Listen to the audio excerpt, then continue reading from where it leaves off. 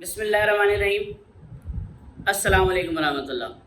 اچھا جناب، میں نے آپ سے کمٹمنٹ کی تھی انشاءاللہ تعالی میں یوم تحفظ عقیدہ ختم نبوت کے دن آپ کو ایک ویڈیو پیغام دوں گا، اور اس کی بھی ساری تفصیل جیسے میں نے پہلے عرض کی کہ آپ کو انٹرنیٹ پہ میسر ہوگی۔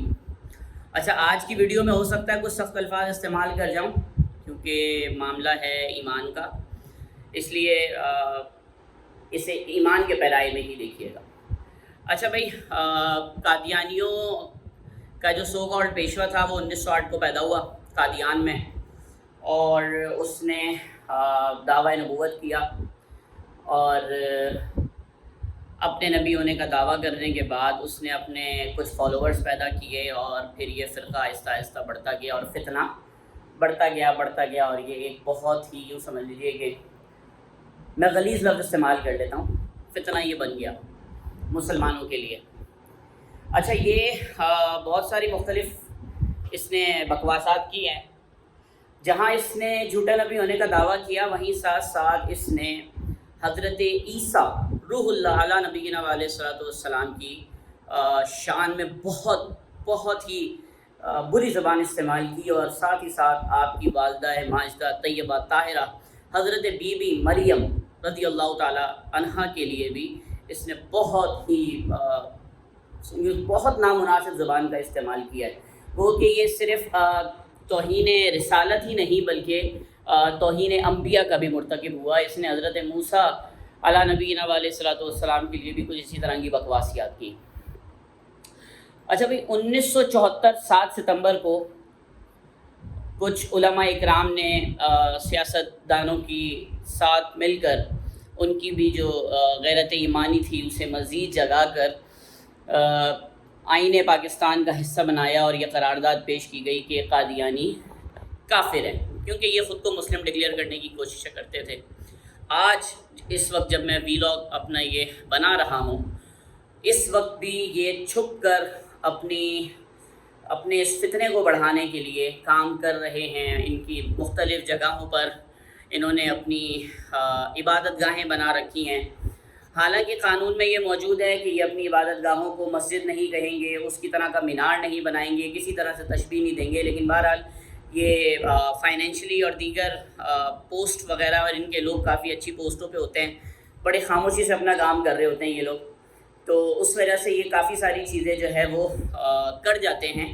لیکن الحمدللہ جب اس کی نشاندہی ہوتی ہے تو ان کا یوں سمجھ لیجئے کہ ان کے پیچھے بھی لگا جاتا ہے، اور پھر ان کی ان چیزوں کو کافی حد تک درست کرنے کی کوشش بھی کی جاتی ہے۔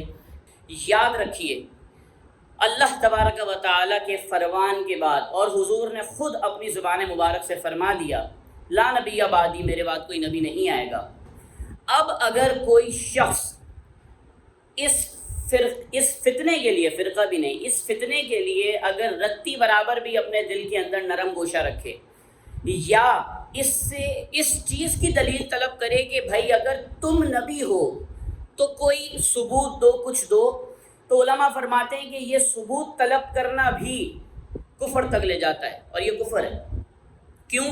کیونکہ کیا آپ کو نبی کریم صلی اللہ علیہ وسلم کی حدیث یا قرآن کی آیت پہ کوئی شک ہے جو کسی ایسے بد کردار اور بدنما شخص کے کہہ دینے کے اوپر آپ کھڑے ہو کر اس سے دلیل طلب کرتے ہیں کہ بھائی اگر تم نبی ہو تو ہمیں دلیل دو؟ تو یاد رکھیے یہ نص قطعی سے بات ثابت ہو چکی۔ قرآن میں یہ رب نے فرما دیا، وَلَٰكِن رسول اللہ وخاتم النبیین، اور یہ نبی آخری نبی ہیں، لہٰذا اب اس کے بعد کوئی کتنا ہی دعویٰ کر لے، کچھ بھی کر لے، وہ ہمارے لیے مرتد، غلیظ اور جھوٹا مدعی نبوت ہے۔ ہم اس کے اوپر فقط لام عین اور نون تا ہی بھیجیں گے۔ تو ان کے لیے دل میں نرم گوشہ رکھنا، یہ انسان ہیں، یہ بھی انسان ہیں، اور یہ ساری جو آج کل کی وہ جو یوں سمجھ لیجیے کہ لبرل جو منجن ہے نا، یہ اس کے اندر نہیں چلے گا، یہ ایمان کا مسئلہ ہے، اور اس کے اندر اس منجن کو بالکل بھی جگہ نہیں دینی ہے آپ لوگوں نے کہ جی دیکھیں انسان تو یہ بھی ہیں، یہ بھی یوں ہے۔ نہیں بھائی، یہ انسان کہلانے کے بھی قابل نہیں ہے۔ کیوں؟ کیونکہ انہوں نے اللہ کے نبی صلی اللہ علیہ وآلہ وسلم کی نبوت کو نہیں مانا، یہ کہتے ہیں کہ جی ہم مانتے ہیں، ہم یوں مانتے ہیں. بھائی اگر آخری نبی مانتے ہو تو پھر وہ جو مسرور ہے، مسرور تمہارا، اس کو تم کیوں نبی مانتے ہو؟ اور اس کی کتابیں، ان کے بڑوں کی کتابیں جا کے پڑھیں، انہوں نے جو بکواسیات مسلمانوں کے لیے انبیاء کرام کی شان میں کی ہیں، وہ کوئی عام مسلمان یا عام شخص سن لے تو آپ یقین کریں اس سے زیادہ ان سے نفرت کریں. میں بہت سنبھل کے اور بہت کوشش کر رہا ہوں کہ اچھے لفظوں کا چناؤ کر لوں، وگرنہ میرے پاس ان کے لیے اچھے الفاظ موجود نہیں ہیں. تو یہ کرتے کیا ہیں کہ جی یہ مختلف یونیورسٹیز میں جو ہمارے آج کل کے نوجوان ہیں، ان کو بہت بہلا پھسلا کر، میٹھی میٹھی باتیں کر کر، تو یہ کوشش کرتے ہیں کہ ان کے اذہان کو خراب کریں، ان کے اذہان میں سوالات پیدا کریں، اور انسانیت انسانیت انسانیت کی باتیں کر کے یہ لوگوں کو ایمانیات سے ہٹاتے ہیں اور ان کے دل میں اپنے لیے نرم گوشے پیدا کرتے ہیں. یہی وہ لوگ ہیں جو گاؤں دیہاتوں کے اندر اپنی تبلیغ کے نام پہ لوگوں کی غربت کا فائدہ اٹھاتے ہوئے انہیں پیسہ دیتے ہیں، نوکریاں دیتے ہیں. جو شخص بھی آپ کو اس طرح یوں سمجھ لیجئے کہ بہلائے پھسلائے اور میٹھی میٹھی باتیں کر کر نبی کریم صلی اللہ علیہ وسلم کی ختم نبوت کے حوالے سے 0.1% بھی اگر آپ کو کمپرومائز کرنے کا کہے تو یاد رکھیے آپ نے اس میں کوئی کمپرومائز نہیں کرنا، اور آپ نے صرف ایک بات کہنی ہے جو مولانا احمد رضا خان رحمۃ اللہ علیہ نے فرمایا. اعلیٰ حضرت فرماتے ہیں انہیں جانا انہیں مانا، نہ رکھا غیر سے کام، للہ الحمد میں دنیا سے مسلمان گیا، للہ الحمد میں دنیا سے مسلمان گیا. اعلیٰ حضرت فاضل بریلوی رحمۃ اللہ علیہ کا یہ شعر ہمیشہ یاد رکھیے گا. اپنے ایمانوں کی حفاظت کیجئے، یقین جانیے کہ ہمارے پاس ایمان سے قیمتی کوئی شے نہیں. آمین آمین آمین. اللہ تعالی ہمارے ایمانوں کی حفاظت فرمائے. السلام علیکم ورحمۃ اللہ وبرکاتہ.